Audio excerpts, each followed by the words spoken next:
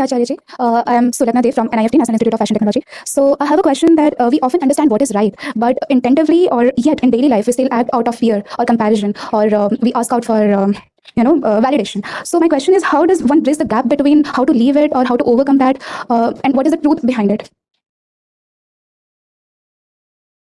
Give me an example where this happens to make it more intimate. हम तो हिंदी में बात करने वाले थे. हाँ.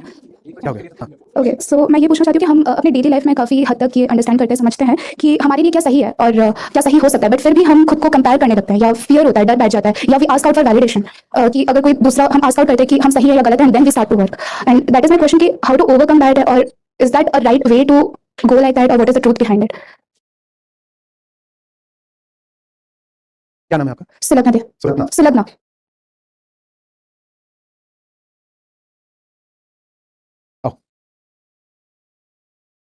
ठीक है, ऐसे बंदूक रख दो. आप मुझे कुछ समझाइए जो सही हो. आपके क्षेत्र से संबंधित आप जो भी पढ़ाती हैं, आप क्या पढ़ाती हैं? Critical care. एनेस्थीसिया. तो आप मुझे बताइए कि ज़्यादा एनेस्थीसिया देने से आदमी मर जाता है. जी. ठीक है, इन्होंने बताया और मुझे बात समझ में आ गई. इन्होंने सारी केमिकल इक्वेशंस दिखा दी, केस स्टडीज दिखा दी. आप अपने क्षेत्र की विदुषी हैं, अनुभवी हैं, जानती हैं, किताबें ज्ञान बता दिया मुझे. ठीक है, बता दिया आपने. क्या बता दिया? ऐसा ऐसा होता है, ऐसा ऐसा होता है. अब तुम बोलो कि एनेस्थीसिया से तू बाद में मरेगा, मैं भी मार दूंगा. हाँ, एनेस्थीसिया से आप बाद में मरेंगे, पहले मैं मार दूंगा. मैं सच को मानूं या अपनी जान बचाऊं? समझ में आया हम सच क्यों नहीं मानते? ये तो पता है कि आप जो बता रही हैं वो बात ठीक है बिल्कुल, पर यहां लोग खड़े कर रखे हैं जो कह रहे हैं कि सच वगैरह तो ठीक है, हम तुमको अभी इतनी तकलीफ दे देंगे कि सब भूल जाओगी.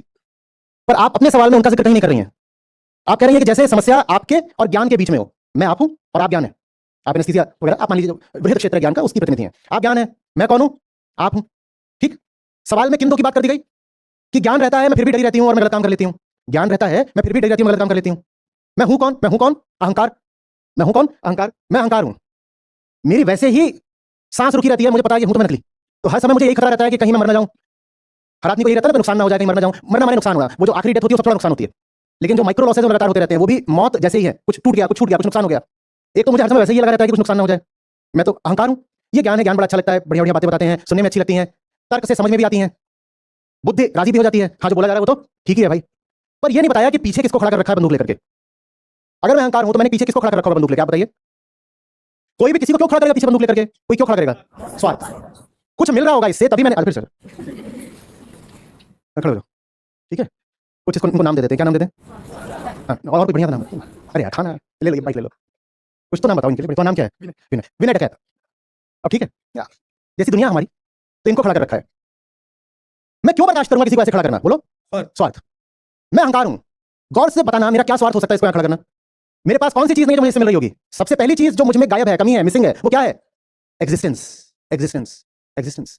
अहंकार कौन सी तीन चीजें बोलता है? I exist, I Dzire, I act. I exist, I Dzire, I act. और है तीनों चीजें झूठ, क्योंकि न तो वो एग्जिस्ट करता है, न उसकी डिजायर उसकी अपनी है, न उसका एक्शन उसका अपना है ना. तो उसको अपनी हस्ती ही किसी और से लेनी पड़ती है. लेनी पड़ती है ना. लेनी पड़ती है ना. अपनी कामना पूर्ति के लिए भी दूसरों पर आश्रित है ना. है ना. तो ये कौन होगा? इनसे मुझे क्या मिल रहा होगा? ये वो है जो मुझे मेरी हस्ती दे रहे हैं. चूंकि ये मुझे मेरी हस्ती दे रहे हैं, इसीलिए मैंने इन्हें हक दे दिया है यहां मेरी कंपनी पे बंदूक रखने का. ये एक ट्रेड है. तुम मुझे हस्ती दो, मैं तुम्हें माथा दूंगा. इनसे मुझे मेरी आइडेंटिटी मिल रही है, कोई छोटी मोटी चीज नहीं. ईगो की अपनी तो कोई आइडेंटिटी है ही नहीं. तो आइडेंटिटी किससे लेती है? दुनिया से लेती है. जो उसे आइडेंटिटी दे वो उसके लिए बहुत बड़ा हो गया. वो इतना बड़ा हो गया कि उसको बंदूक लगाने का हक मिल जाएगा, कलाई मरोड़ने का हक मिल जाएगा. मरो नहीं तो मैं इधर झटक के हटाना दो एक बार में. निश्चित रूप से यहां कोई सौदा चल रहा है. आपके सवाल में वो सौदा छुपा हुआ है. ये बेईमानी है छोटी सी. सवाल में बस ये बता दिया कि ज्ञान और मैं, ज्ञान आता है, अच्छी अच्छी बातें होती हैं, मैं समझ जाती हूं, पर बातों पर चल नहीं पाती हूं, मैं तो बड़ी मासूम हूं. ये डकैत, इसका तो कुछ बताया ही नहीं. ये वो है जिससे मुझे पहचान मिली है. चूंकि इसे पहचान मिली है इसीलिए इसका हक हो गया मेरे ऊपर. ये वो है जो मेरी कामनाओं की पूर्ति करता है, मुझे सुख सुविधाएं देता है. चूंकि ये सब करता है तो इसीलिए इसको अधिकार मिल गया मेरे ऊपर. और ये बोलता है ज्ञान वगैरह तो ठीक है, पहले मेरी सुन. अब आपको अपनी जिंदगी में झांक कर देखना होगा कि कौन सी ताकतें हैं, कौन से लोग हैं जिनसे आपको नाम और पहचान मिल रही है. वही है जिनके कारण ज्ञान की ओर नहीं बढ़ पा रहे. अब आपको अपनी जिंदगी में देखना होगा कि डिजायर्स कहां हैं और कौन से लोग आपकी डिजायर्स पूरी कर सकते हैं या बाधित कर सकते हैं. वही दिशा है जो आपको सही जिंदगी जीने नहीं दे रही. नहीं तो कोई क्यों रुकेगा? कोई किसी के ऊपर हावी कैसे हो सकता है जब तक वो व्यक्ति खुद अपनी सहमति, अनुमति, कंसेंट न दे. कंसेंट तो बड़ा कीमती शब्द होता है ना. छोटे मोटे बातों में भी हम बोलते हैं कि कंसेंट जरूरी है. तो ये तो एग्जिस्टेंशियल क्राइसिस है. कोई मेरी जिंदगी के केंद्र पे सवार हुआ जा रहा है, निश्चित रूप से उसमें मेरी छुपी कंसेंट शामिल है. मजबूर नहीं हूं मैं, विवश नहीं हूं. ये कहना गलत होगा कि मैं क्या करूं, मैं तो बेचारी हूं, दूसरे हावी हो जाते हैं. दूसरे हावी नहीं हो जाते. हमने उन्हें हावी होने की अनुमति दी है. ये एक बार्गेन है. तुम मेरी आजादी भले ही ले लो, पर मुझे नाम और पहचान दे दो प्लीज.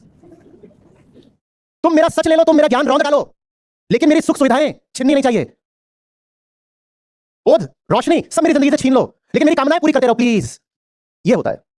कभी कोई बोले, अब तुम बचो, कभी कोई बोले कि मुझे बात समझ में नहीं आती। मान लो भी यहां पर बात हुई, कभी कोई बोले बात समझ में नहीं आती, मुश्किल है। पहले तो गीता ने बहुत सरल करके बोली है, उसके बाद मैंने आपकी भाषा में आपके समय में और सरल करके बता दिया। ऐसा नहीं है समझ में नहीं आती, समझ को स्वीकार नहीं करना चाहते क्योंकि स्वार्थ पर आंच आती है। उसके भी आगे और लोग कहते हैं तो समझ में आती है पर उसको जी नहीं पाते। समझ तो अपने आप स्वतः तत्काल जिंदगी बन जाती है। आप अगर कह रहे हो कि समझ लेते हैं पर जी नहीं पाते तो आप झूठ बोल रहे हो। आप झूठ बोल रहे हो। झूठ इसलिए बोल रहे हो कि समझे होते तो स्वार्थों को लात मार दी होती। उन स्वार्थों से आपको कुछ मिल ही नहीं रहा है। कमी समझ की नहीं होती, कमी स्वीकार की होती है। आप स्वीकार ही नहीं करना चाहते कि आप समझ चुके हो, क्योंकि अगर समझ गए तो इसको क्यों खड़ा कर रखा है? वो क्या करेगा? उसको हटाओगे भगाओगे तो अधिक से क्या बोलेगा? क्या बोलेगा? तुम्हारी हस्ती छीन लूंगा। अब फिजिकल हस्ती तो कोई छीन नहीं सकता, संविधान है, कानून है, पुलिस है। वो आपकी साइकोलॉजिकल हस्ती छीनते हैं, वो आपकी जो मनोवैज्ञानिक पहचाने हैं, जो इनर आइडेंटिटीज है वो छीनते हैं। छीनने दो ना, छीनने दो। क्यों स्वार्थों का सौदा किया हुआ है? क्यों घुटने टेके हुए हैं? क्यों बिना बात की मजबूरी पकड़ी हुई है? सच और आजादी से बड़ा क्या होता है? उनको बेच करके कुछ भी हासिल कर लो तो क्या हासिल कर लिया है? उसके बाद कहते हो नहीं सारी अच्छी अच्छी बातें तो ठीक है, गीता में जो लिखा है वो तो ठीक है, सर आपने भी बातें बढ़िया बताई, लेकिन क्या है ना मैं लाइफ में इंप्लीमेंट नहीं कर पाती। That's not situation, that's a decision. ये फैसला किया है कि ये चीज जिंदगी में उतरने नहीं देंगे, क्योंकि उतरे तो बात आ रही है। और पीछे खड़ा होकर के आपको धमका और बार बार कह रहा है कि हमने तुम्हें नाम पहचान और ये सब दिया है, हमने दिया है, तुम छीन भी सकते हैं। हमारे दम से हो तुम मौत दे देंगे। स्वार्थ डकैत की दी मौत बड़ी कसाईनुमा होती है। वहां कांप रहे हो, क्या करना है? चुपचाप आगे बढ़ जाओ। उसको बोलो कर ले जो कर सकता है। जो असली है वो तो छीन नहीं सकता, जो नकली है वो तो छीन ले, वो तो वैसे भी नकली है, तो मेरा बिगड़ा क्या?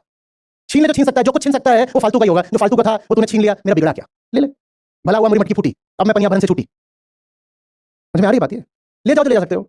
इंसान वही है जिसको एक बार सच्चाई दिख गई तो उससे मुंह नहीं मुड़ता, देखे को अनदेखा नहीं करता, सुने को अनसुना नहीं करता, समझे को अनसमझा नहीं करता।